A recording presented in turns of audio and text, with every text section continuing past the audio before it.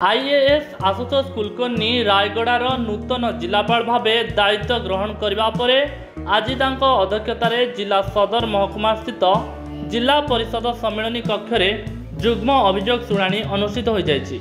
आज जन शुणाणी शिविर में रायगड़ा पौरांचल रायगड़ा ब्लॉक समेत विभिन्न ब्लॉक रु लोके निज अभियोग नहीं आसुले।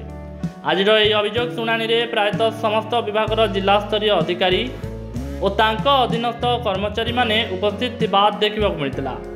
जिलापाल श्री कुलकर्णी गोटी गोटी करी लोकों समस्या सुनिबा सह सेगुड़िकर समाधान पाई विभागीय अधिकारी को निर्देश देते। लोकों छोट छोट समस्या गुड़िक दीर्घ दिन धरी कहीं समाधान करिबारे विभागीय अधिकारी माने पदक्षेप नेउनांदी बोली विभागीय अधिकारी को प्रश्न करने सह तागिद करते। रायगड़ारू शिवनारायण गौड़ों रिपोर्ट हिरांचल लाइव।